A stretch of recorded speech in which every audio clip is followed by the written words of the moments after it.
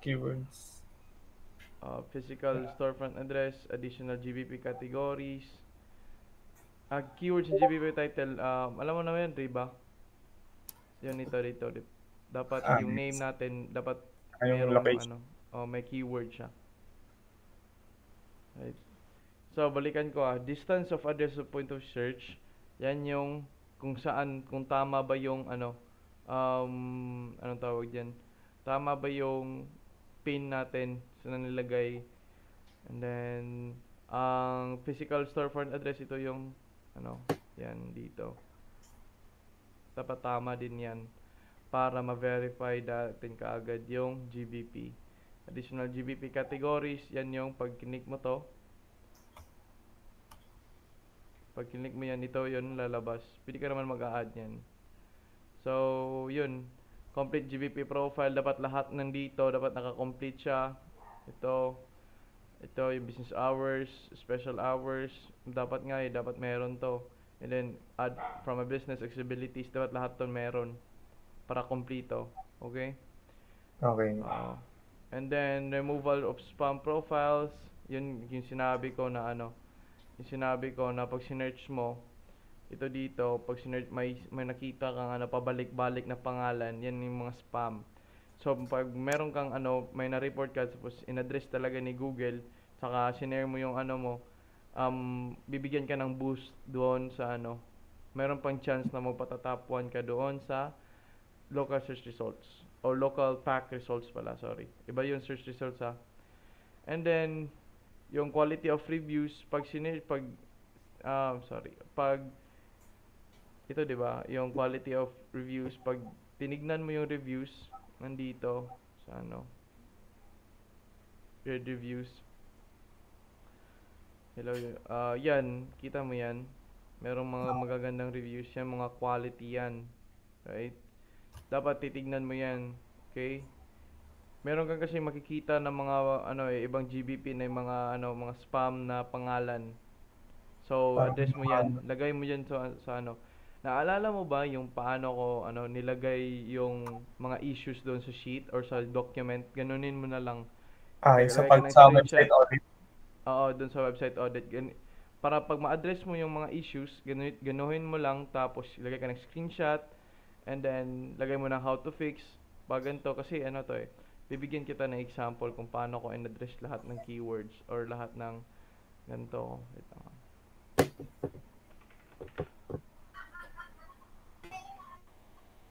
Ay, sorry.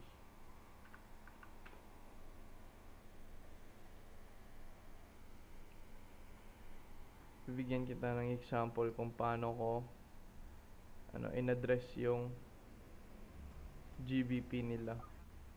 Yan, backlinks, content strategy, audit suggestions, GBP suggestion. Yan. Ito, ganuhin mo lang. Madali lang yan. And then ito, to add. Ganyan.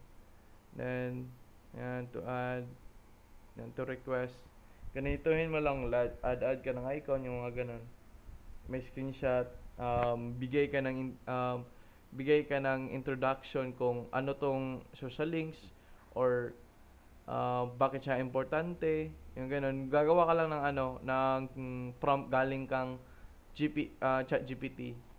Like, give me 200 characters count of description and why is it important to add social links or why is it important to to not disregard what social link is. So, ganitin mo lang exactly what you did on how to audit a website and addressing the gets ba? Gets mo? Sige.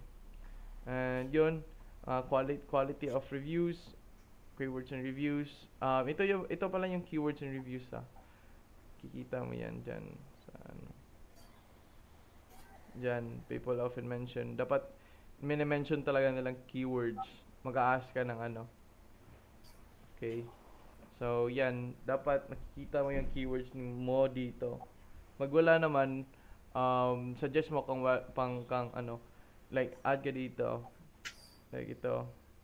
Request keyword rich reviews. Ganitoin mo na lang. Like to request when editing your Google listing, click ask reviews. Yeah, then. And then ask now pop up and then share this link with your customers, and then ask them to to leave a review with a keyword. Yung ganun lang. Sorry, wala akong na dito eh. Pero I think na-gets yun ni na-gets yun ni client ko pag-introduce ko sa mga issues nila. So, yun. So, and then, yun pala, magagamit mo din to pag meron ka ng client. Ha? Okay, And okay. then, keywords in landing page title. Dapat, ito, ang landing page title is, dyan mo, like, if you click this website, yung keywords malamang dapat nandoon sa, nandito, Miami Property Management, nandito sa H1, nandito yan. Lahat talaga dapat nandun sa H2. May mga blanks.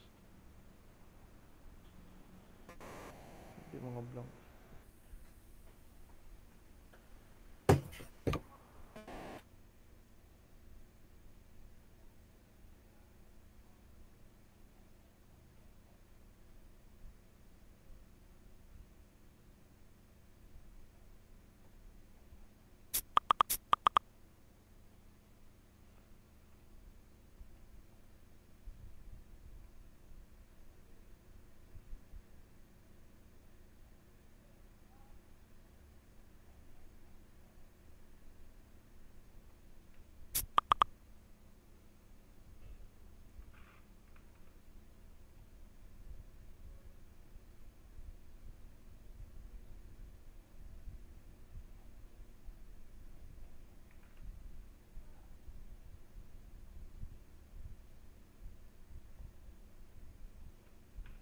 Wait lang ah.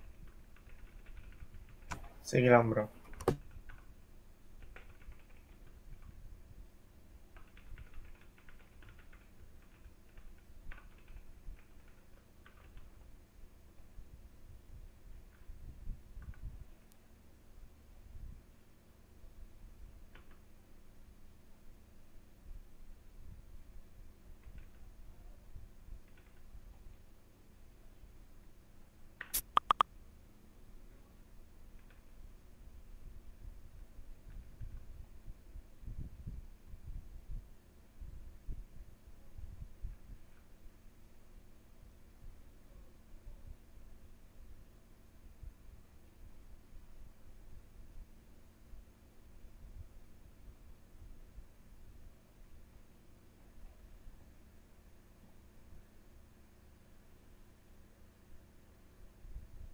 Ano 13 daw?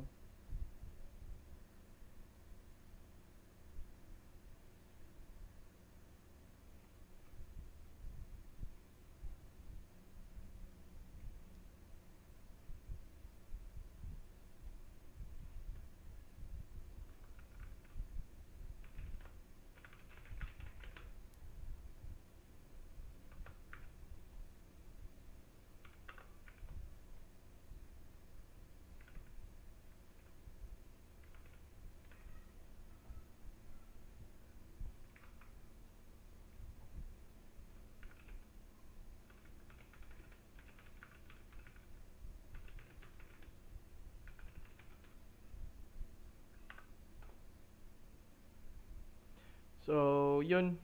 Yun nga pala. Saan na nga tayo? Place map in the right direction. Same lang doon sa distance of address and point of search. Recheck na lang baka yan. And then, quality of backlinks to the GBP landing page. Dapat meron tayong mga quality backlinks dito, which is naglilink siya din dito sa GBP natin. Right?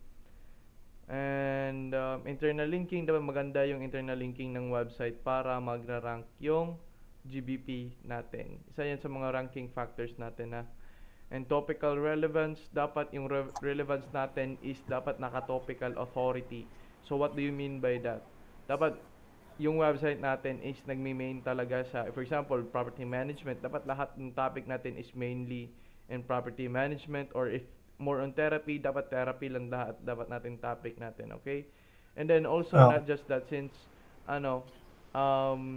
industry and geo naman, meaning dapat yung GBP landing page natin or GBP natin na Miami dapat to, di ba? Miami So, dapat lahat na, like for example, ito, di ba? Ito yung landing page. Nagrarank siya ng well kasi yung mga relevancy natin sa geographic and also the industry are also the same with its GBP. Miami and property management, yung lahat ng keyword na possible is in-insert namin dito. That's why it was receiving a lot of traffic. So mababa lang to. And then last week pala I think may na-impact to yung Google Core update doon sa gantong website namin. So I think yun yung Tinamatan. uh, I think yun yung na-impact tong may nasagi tong website namin dun sa ang tawag yun sa Google Core update. So yun, since wala naman yung client, wala akong magagawa dyan, sila na bahala dyan. So yun. Bro, may tanong kaya ako. Ah, Sa may yung quality backlinks, saan may kita yung mga backlinks niya sa website? makikita mo siya dyan dito sa Ahrefs dito. Sana yun? Dito, page, punta ka sa page, dito sa website mismong page. And then dito sa referring pages, ay sa referring domains pala. Kasi yung pages mismo yung page yun. So domains yan yung mismong website na nagli-link doon inside the dito sa page na to. So yun. Gets ba? So dapat pag tinignan mo to, dapat maganda talaga yung quality ng website. Ng mga website nandito. So dapat yung yung spam rate, yung mga ganun, dapat maganda. So, yun. And also, keywords and other parts of profile. Dapat lahat ng dapat sa profile natin, meron din mga keywords doon sa mga products natin. Meron, like for example ito. Photos rin yata kasama. Ha? Sa mga uploaded photos ng GBP. Yan, goods. Pero yung in-advise nila na yung GBP, geotag, wala yun. Hindi na applicable. Hindi naman siya, hindi applicable. Wala naman siyang ginawa doon sa sa GBP or sa local search. Tignan mo to. Meron akong source. Bakit against ako diyan. Alam mo ba yung local SEO myths? Hindi. Local SEO lang yung naano ko. Yung mga local SEO myths meaning yung yung mga hindi totoo. Hindi totoo ang mga pinagsasabi ng mga ng mga coaches, ng mga SEO experts kuno, yung mga ganun. Kasi based on the studies here in the yung local White Spark, grabe to sila, mas magaling to sila, magaling pa sa magaling kasi meron silang mga partnership dun sa Google mismo. So doon na lang ako sa may mismo talaga. So yun. Nandito local organic factors, nandito basahin mo lang yun kung ano mas maganda, yung conversions, yung mga ganon. Sana yun. Local SEO myths dito. Alam mo yun? Pinakauna pala. Geotag. Nasa pinakauna, men. Yun. Description, hindi naman siya hindi naman siya nakakarank yung GBP description. Lagayan mo ng Pero mas maganda naman pag nilagyan mo. Pero ito hassle na kasi to no need, not necessary na So, keywords and owner responses, yung mga ganon. Credit card partners, CBP Imagery free featured enabled. Okay naman siya kasi maganda yung conversions pero in terms of ranking, hindi. Mababa yung score. Oo. Hindi ito yung scoring Kita mo yan? Ito yung magaganda. Ito yung pina-follow up ko Ito yung ginagamit ko pang pitch ng client. Ito yung mga sinosource ko talaga. Ito, sabihan ko sila, ito yung mga strategies ko based on the pinakamalalakas na source. So, yun. And then, I think alam mo na to dito, complete GBP profile, kasi itong attributes pala, kita mo yan dito. Some attributes have enough information. Yung attributes is yung makikita mo din dyan. Ask ka lang pag nandito ka na, ha? Okay. Hindi ko kasi And justifications, yung mga ganun, all good. House operation yan, makikita mo din dito Kanina sa sample wala Sa Ayan dyan, di ba wala? Wala dyan sa... Meron yan Meron ba? Nandito, nandito yan. Ayun yun. Yung kanina pala yun yung ano. Oo. Ito, kulang-kulang yung isa. That's why, pag binigyan na tayo ng ng audit ni client, ikaw dyan papasok yan. Tapos GB Ah, Post, I think marunong ka naman mag GB Post, di ba? Nandito yan, oh. Mag-add ka ng GB Post, GBP Post, sorry. Booking feature, nandiyan yan. Kita mo dyan yan dito. Booking na saan to? Booking feature yan. Dapat naka-on yan. Dapat naka-on talaga lahat. And then, in terms of local businesses, um, sabihan mo si client or ako sasabi ng client if meron silang ganito. And then, you can navigate using this. Okay? So, okay. yun. Quick research, quick, lang yan. Naka-base na yan dito. Kompleto na yan. Binigyan na kayo ni Jude nito? Wala. Alam ko, wala yata. Di ko na matandaan. Okay. Okay lang yan. Nag-ano ka rin ba doon? Nag-training ka sa kanya? Nag-training ako kasi maganda daw eh. Sabi ng mga kong tapos nag-upskill lang ako. 5 years na pala. 5 years na kasi ako sa SEO, so sabi nila maganda daw, and then 1K lang yung price ng course, so Oo. why not, 'di ba? And Saka then nag-upskill. doon sa kang Coach Jude. Hmm, Pero ako, meron na kasi ako mga kapitbahay na marunong na eh. So, sinabi din nila maganda daw, maganda. Yun pala, meron palang affiliate. So, mm. yun. I think yun pa lang. I'll give you an access lang pala dito ha. Wait lang. I'll give you an Tsaka access. yung ano pala, ano, bro, mga backlinking, saan pa ba yung kulang ko na ano, mga parang medyo basic na ano, kailangan din. Hmm. Yung mga ganun. Wag muna dyan. Si Yebs muna dyan. Ah, Okay. sinaano pa ako doon eh. Parang ano ba, di ko pa talaga siya maano, hands-on, mga ganun ba. Oo. Pero parang same lang halos yata na daw ng ano, parang internal linking pero ibang ano mo. Backlinking rin ba tawag yung kanina, 'di ba, sa website mo, nakalink yung GBP. Hindi. Hindi siya Hindi siya tawag ng backlinking. backlink. Hindi siya matatawag na backlinking kasi ang backlinking is when a domain linking to another domain. Yan yung may Okay. domain to Mga domain lang website, ano, mga website din talaga. website na talaga. Okay, okay. Pero in terms of social medias, yung mga tawag din siya social. Di naman siya kasi yung backlinking, iba yung iba yung bigay ni backlinking na real. What do you mean by that? Like for example, free, like mga citations, yung mga ganun, like fill up ka lang ng name, ng mga Facebook, yung mga ganun. Pag yan, nagli-link sa'yo, okay naman, kasi na-diversify yan yun yung link mo sa website mo. Pero hindi siya gaano kalakas. Like for example, ito si Miami, nagli-link siya dito sa isang website natin, yung ganun. Ganda siya, pero hindi naman siya relevant property Mm. management. Dapat relevant siya. Mas maganda pag relevant. Okay naman broad, pero yan eh. Mas maganda pag relevant. Okay naman siya pag ito nag-link siya doon kasi mas maganda pag lahat ng votes. Pero mas maganda talaga pag related. So, Okay, yun. okay. So, yun. I'll give you a link na lang. Okay? You will navigate it for free. Yan. Yun. So, okay.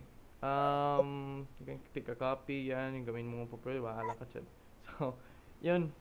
Thank you so much. Yung bro, ano pala, ipapractice ko yan, no? Tama ba? Or Pero, may wag testing muna. ka? Kasi meron naman tayong dito eh. Meron na tayong record dito eh. Okay. Oo. Sige, So, sige. yun.